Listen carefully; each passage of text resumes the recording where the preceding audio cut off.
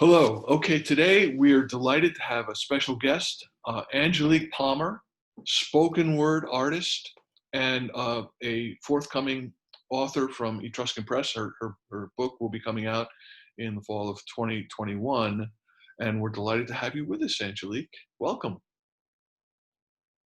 Hi there. I'm glad to be here. Well, this is a course in publishing, and I think a lot of people would say, well, what does that mean? And I say, well, I think of it as making public, which is, all sorts of things. And one of the things that perhaps hasn't always been included is spoken word. Tell me, Angelique, in your Mhm. view, what is spoken word poetry? On a very clinical level, it can be just transmitting thoughts out loud, transmitting a piece of art that you've worked on out loud. But for me personally, um, it's the voices, and I have corralled the voices on a piece of paper and then memorized it back into my body. And so having a dancer's background, sometimes that involves movement, sometimes that involves ushering the words out of my mouth or out of my frame. And sometimes that just involves standing still, locking eyes with someone, and delivering something that is from my heart. Spoken word can be anything like that for other people or nothing like that for other people. And that's one of the beautiful things I love about that.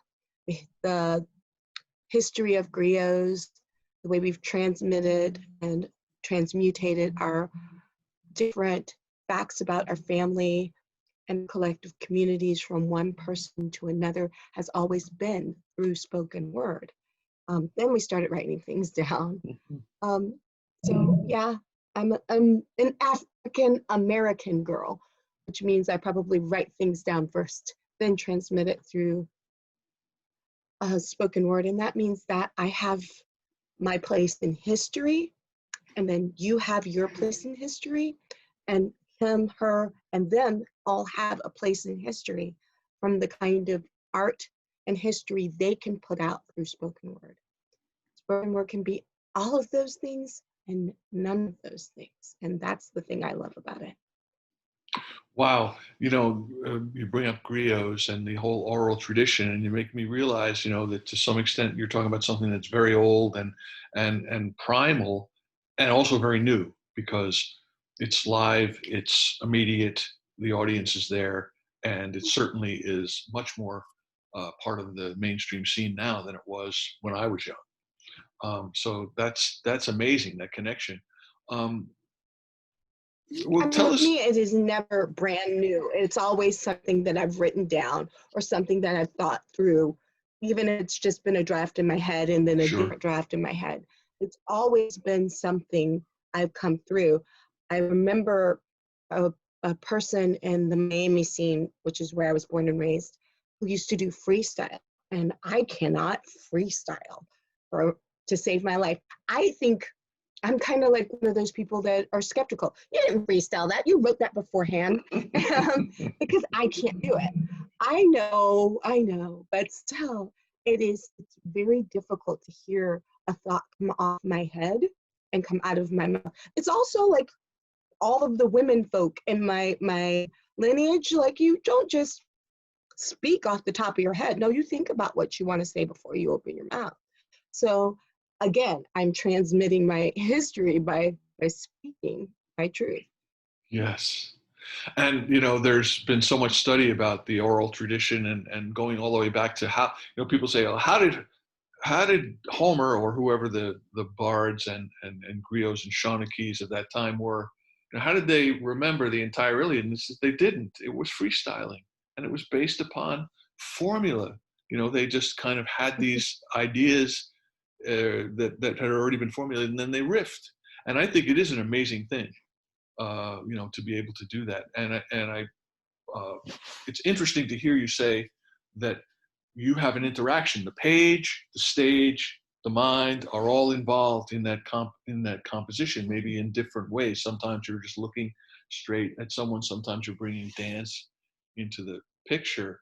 So it's very dynamic. It sounds Mhm. like. Let me ask about the audiences.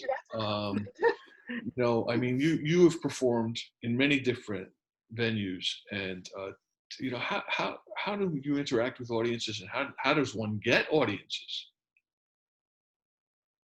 Um, it's a phrase I've heard a lot this year. It's called reading the room, Hmm. which I was not good at when I was a baby poet.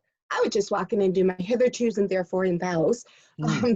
that I learned at Florida State creative writing programs, um, and then walk off stage and wondered why no one was connecting with me.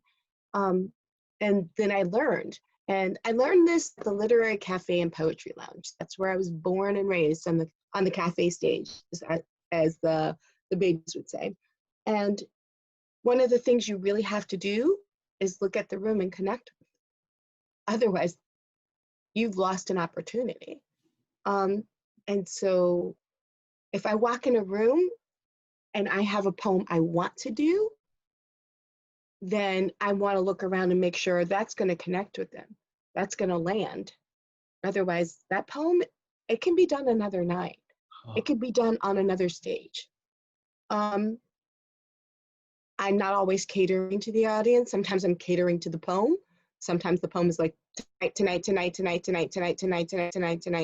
I'm going to listen to that poem because it's the loudest of the squeaky wheels. But more often than not, I look around the room.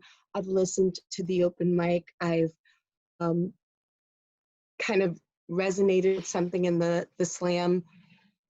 Usually after those things, it's so much more comfortable when I am. And I'm like, yep, I know what my set list is, or I know what I want to say to this crowd.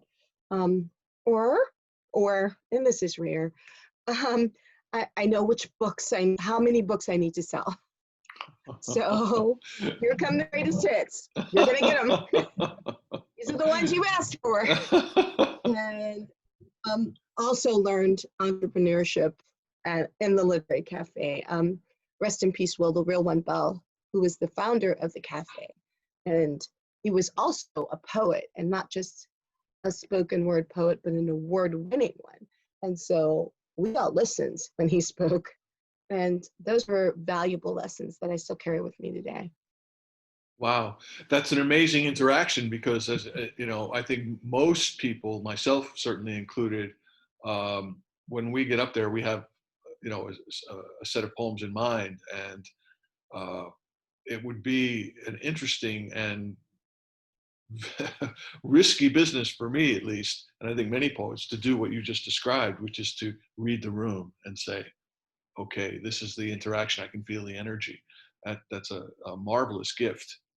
Um, and also perhaps an inspiration for others to think, well, we should really try thinking of the audience more as participants rather than as mere listeners. Um, so about bringing audiences in, I'm just curious about. I've been to a few slams, but I certainly am not, familiar. How does one? What's about the business of the slam? How do people come? How do they get together? Are there ways that organizers work to bring I these? hear you. I've been on the organizing side more than the competition side for the past, I'd say, 4 years.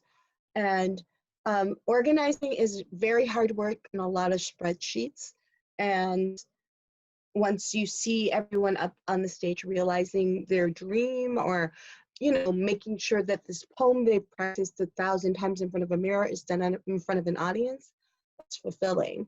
But organizing is not being center stage, and that's okay. Um, the business of slam is to facilitate a stage for a voice that's been marginalized. Mm, That's my opinion, but that's mhm, what I want to do whenever I'm on the organizing side. mhm. And then it's really lucrative. It is almost always paltry, and but you do it for a calling, not for a paycheck. Conversely, on the competition side of the slam, it's quite possible to be a person that comes in with those heavy hitter greatest hits poems and win money every week in a slam. I've seen it being done during quarantine. um, on these Insta slams, on the Zoom slams, and more power to them. I love to say that I've stuck around for the whole thing every single time. I'm not. It's not a good connection for me, because that screen between you and I would rather be sitting right across from you. I would rather be having some of the coffee you're having. Looks like it's delicious. And so this screen is very much a barrier. I love being able to talk to an empty room just to hear what a poem looks like or sounds like, but I don't connect well with people this way. And so I've not done it a long time. And even when I was doing slam, it was hardly ever for money, because I got to tell you, I lost a lot more than I won. And yeah, Will and several other mentors in my life have said that that's what was going to happen. You're not going to win every night. So you've got to look at what a win looks like for you. Sometimes the win is not the money. Sometimes the win is not the trophy. Sometimes the win is definitely going to be that landed perfectly, and I feel good in my body, and I feel good about that poem. Or I can finally stop saying that poem. It's Wow. out of me. I'm free of it. And that happened in Colorado, and I have never been so grateful. And we did not make it to the final round. We got to semis and stopped. And I was like, you know what? That's my win. My win is that I don't ever have to say that poem again, and I'm okay. So the business of slam is not a steady thing. The venues, the energy, the family and the community feeling that you get, that's the fun part. The walking around, it used to be CDs. I know, I'm a dinosaur, but it used to be CDs, and then selling the chapbooks, and like, hey, I'm trying to get to the next town. Can you buy my chapbook? And that was fun. It was fun, but I lost more money than I made. I got one of those Facebook 2 years ago. You were doing this, and one of my Facebook dealies the other day was, I'm being reminded by a history from Facebook 2 years ago that 2 years ago I was not making any money on a tour and I was miserable. So I'm really happy that I'm teaching kindergarten this morning. So that was my Facebook memory a couple of days ago. And when I spoke to you just before this, prior to the recording, I said it is about balance for me. And as long as I'm not in balance, I'm going to search around for something that will help me get myself back on kilter. And so, yeah, trying to make money, being a slam poet was very much not in balance for me. Right. Does How that did you? answer your question? Yeah, very well. I mean, I'll never. You said a few things that I'm never going to forget, including that this allowed this poem to leave my body and to release it. That I've never heard a better way of talking about that interaction between what you do so privately, so personally, and can't help but feel internalized and even perhaps sometimes toxic, and then to release it like that, and with not only the permission but the participation of others is just a magical way of thinking about this spoken word event, or this spoken word almost sacrament. I don't want to get too religious, but still that sense of being participatory and it beyond any single person's ken, so to speak. So that's marvelous. How did you first get involved? How did you first get into spoken word? So maybe what you know, maybe what you don't know about me is I'm 15 years sober. And my first year sober, I would drive past the sandwich board on the way back from group therapy, and the sandwich board said open mic poetry every, I think, Saturday night or something like that. Couldn't remember the day. So I'd drive past it and I'd say, I'm going to stop there. Almost every day, almost every week. And finally, one day I stopped on a Wednesday afternoon and I went inside and I said, what's this all about? What I discovered later is that it was never open during the day and that the person inside just, he would, for better or worse, change my life. That was Will Bell. And so I had been doing open mics in college to stand on stage and say a poem and get a beer or whatever. So being sober at that point was my necessary thing. And so I needed to do something that I could do sober on a Saturday night. And he told me to come back on Saturday night. So of course I came back that night.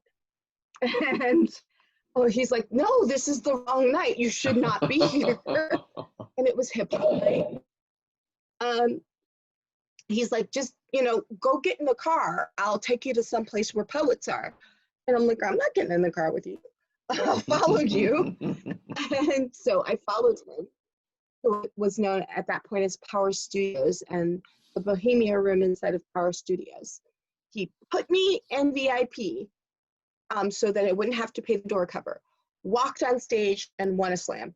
I'm like, I wanted that. Not the winning part. And the winning part was really great. I love winning. But it's the feeling. Everybody was electrified by what he had done. Could not tell you word one of that poem. But I know that what he did every single time. In a room of 500 and in a room of 50. He did it that way every single time. And I knew that I had stuff to learn from him from that night on. There are other people that have been my mentors. William James, who's from Pittsburgh, and Rachel McKibbins, who runs the Pink Door Fellowship. She's been so helpful in guiding and helping my career.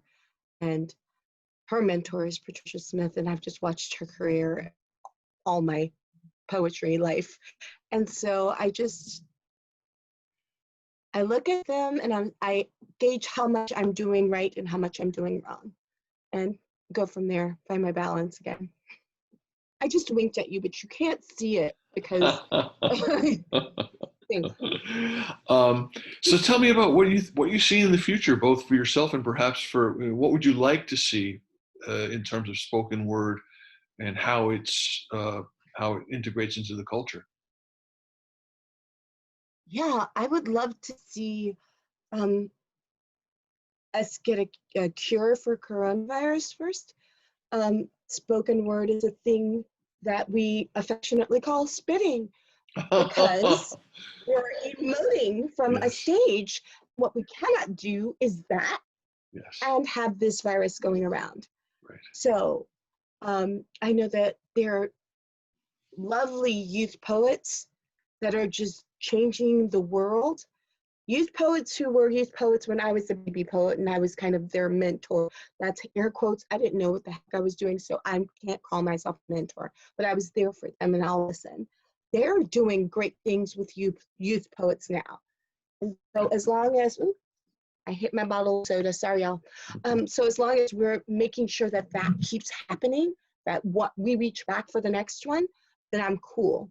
As long as we always give a stage to a marginalized voice, a voice that isn't normally heard or pushed to the front, I'm cool. As long as that's happening and that we're doing something amazing and maybe outside of our comfort zone too, I don't think I would have gone to a room of her own, which is called Orojo, which is how I met Lori, which is how I met you. I don't think I would have tried that as a baby poet. But as a poet, I lost many, many slams and was trying to look for a way to still be endless and still say things. I went to a different kind of fellowship. And that's where I met these people who are making this change happen in my life. And so I'm I just kept thinking something unfortunate happened in the slam community about 2 years ago, which kind of caused the infrastructure of the ruling body, or the bigger ruling body in slam, to crumble. And my sadness when that happened was less about me, although it did feel painful because a lot of my friends were involved. The bigger sadness was about, there won't be a stage for a woman like me, a brand new sober who has all of these things to say and this talent she hasn't tapped, who needs a Saturday night stage. That's gone. A person who needs a goal to reach for, a thing to do, to keep them out of their head or out of their body, or to just get their words out into the public. That's gone. It made me sad. So I know that there are a lot of really good people working to rebuild that infrastructure, or to build a new, different kind of infrastructure that's more sustaining. As long as that happens, I'm cool. Oh, and Thank, I loved the idea of book tour. I loved going on a book tour. well, That was the most fun. that's going to happen again. We're going to make that happen in 2021 when we bring out your collection. We're very excited about it. This wonderful collaboration, and it's great to hear you. And I know that we're going to want to enter into that world of spoken word as best we can, from our literary perspective, and to try to make as many formats and dimensions to get all the different aspects of your art to as many people as can hear it, because it's a beautiful thing, and we're delighted to have you with Etruscan. Thank you so much, Angelique Palmer, and we look forward to a lot more in the future.